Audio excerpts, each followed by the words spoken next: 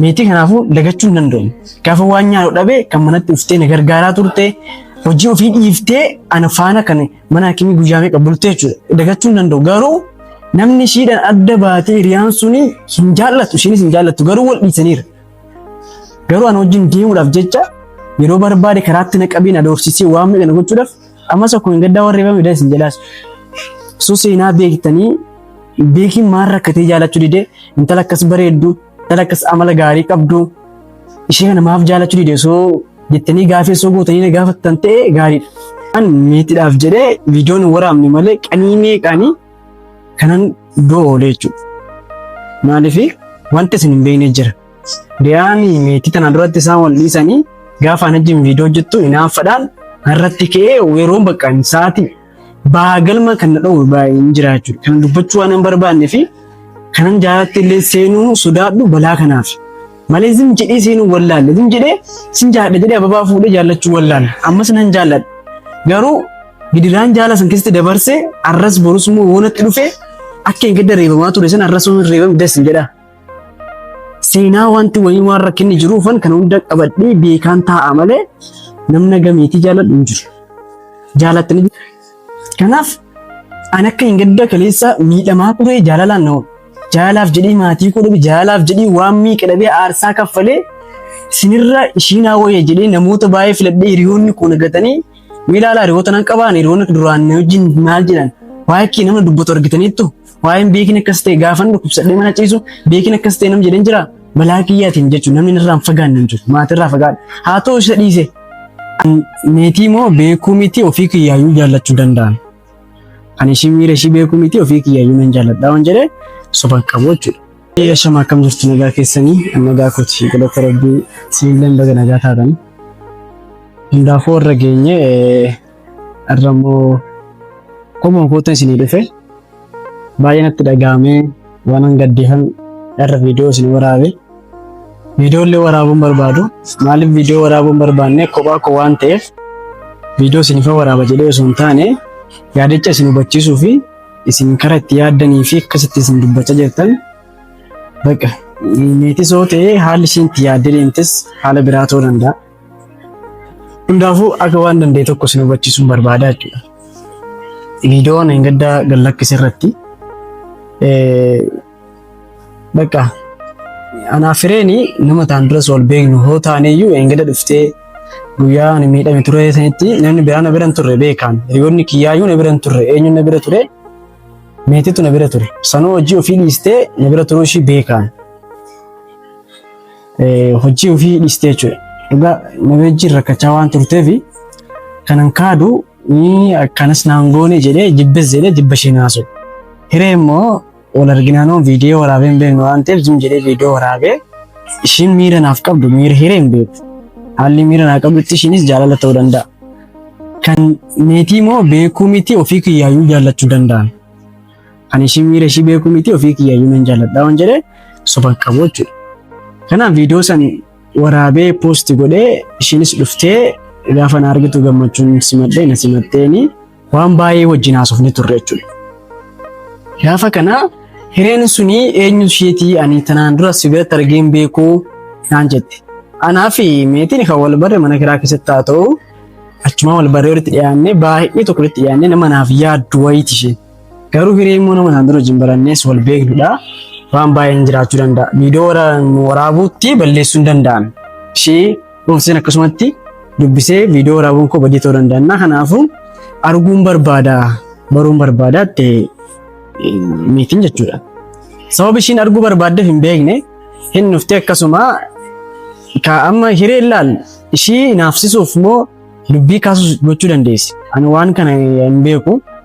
Kun asiin taa'ee irra tolanii osuman taa'aa jiru na dhungadha hin jenne illaa. Yeroo sanitti ishiin waan jette yeroo sin dhungadha sin jedhu maal jedhu akkas jetta ishiin si dhungattee sin jettaatti. Yeroo jettee yeroo altantee viidiyoo san irratti hiree na dhungadhu jedhee itti of hin kennine. Ofishiin na dhungattee achitti wal-lolanii annan kadhadhee ishii duuba deemuu kootti immoo bakka natti dhaga'ame jechuudha. Maaliif wanta dabarsaa ture hin beektu isin hundi keessanuu jechuudha.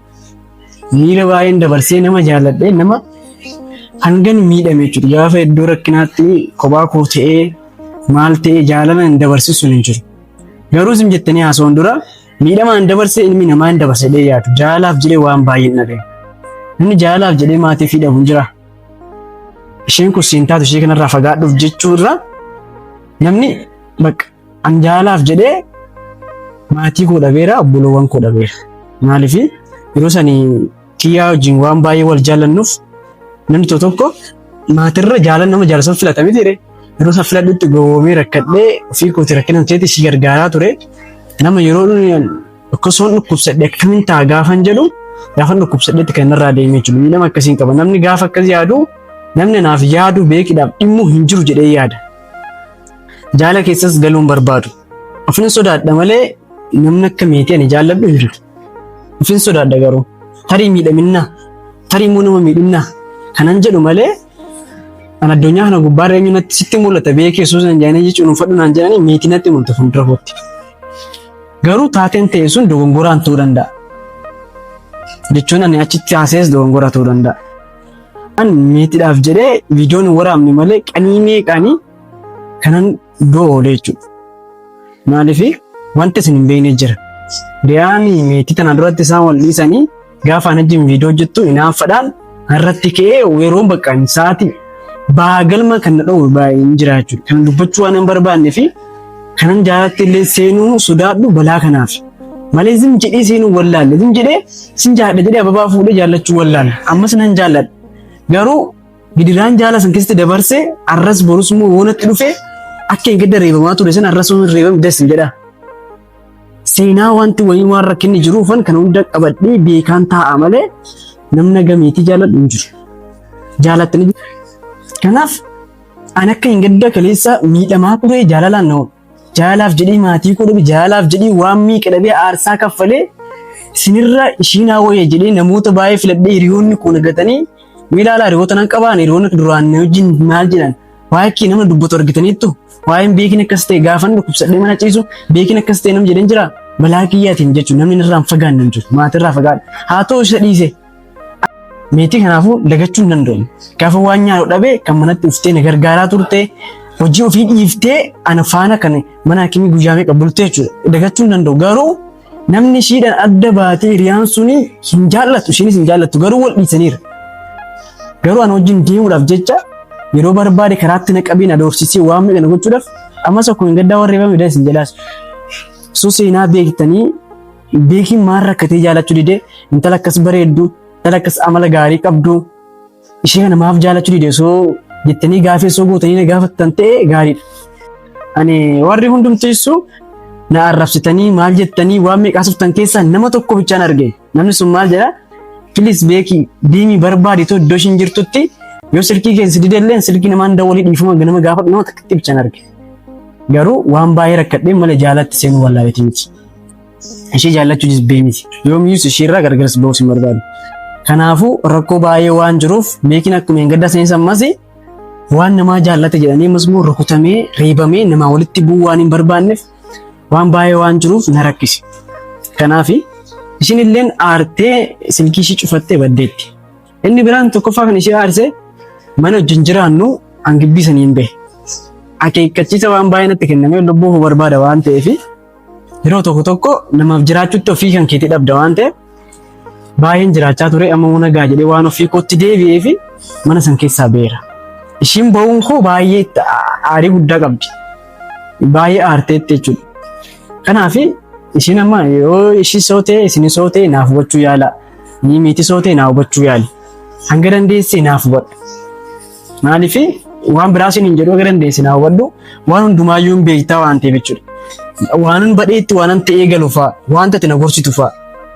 Wanti hordoftoonni keenya hin beekne wanta ta'e na gorsitu wanta ta'e yeroo baatu yeroo galtu of eeggadhuudhaan jettu wantoota baay'ee jira.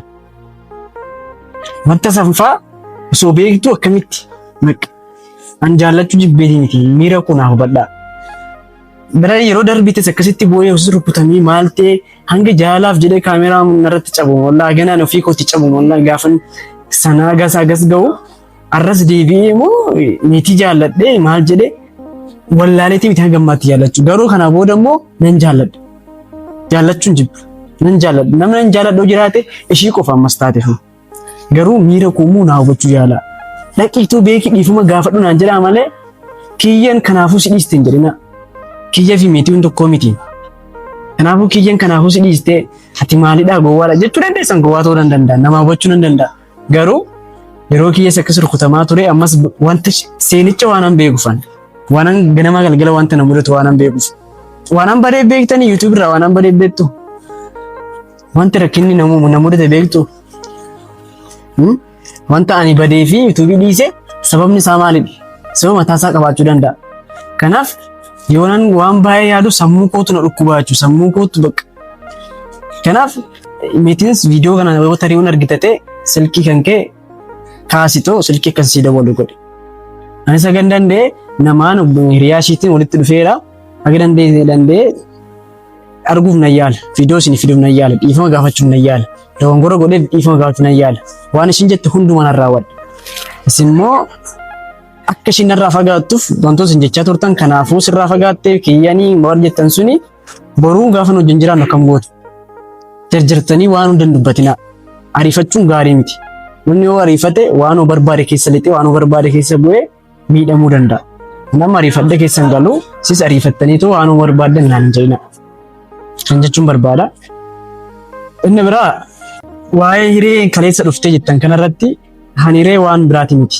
Ishii waan yoo xiqqaate ishiin Adaamaana keessa uumaan beektu. Nama ana bichaa beektu. Nama ana qofa beektudha hireen. Sanaafan al dhuftee ittiin dhagaamin waan biraa yaadin jedheetan araaraan araarfadhe malee hireedhaan afaanii baasee sin jaaladha sin jenne. Jaallachuus immoo iyyuu hin barbaadu. Sin jaaladha afaanii baasee hiree sin jaaladha hin jenne. Hin jaalalla akkasumaan arras nama kana jaalatanii borus nama san jaalatanii iftaanis nama san jaalatanii miti jechuudha. Abbuma arginu hin jee jaallachuus hin danda'u. Nama tokkoon jaaladha taanaan hanga san nama san eenyummaa isaa baradhee jaalladhee wajjin kan itti fufuu danda'u malee arra jaalladhee borus nama kana iftaanis nama kana waliin ga'uu san hin barbaadu jechuudha. Kanaaf isinitti fakkaachuu danda'a hiree waan nammadheef waan ammoo ishee araarfachuudhaaf ittiin dhagaamiif biyya fagoo irraa dhufte jedhee waan namni gaddeef isinitti fakkaachuu danda'a isin ariifattanii barbaada jechuu dandeessa. Gaafa isin koomintee kanii kennitanii meetinoo koomintee akkasii ilaalte akkamitti garaa natti jabaattu.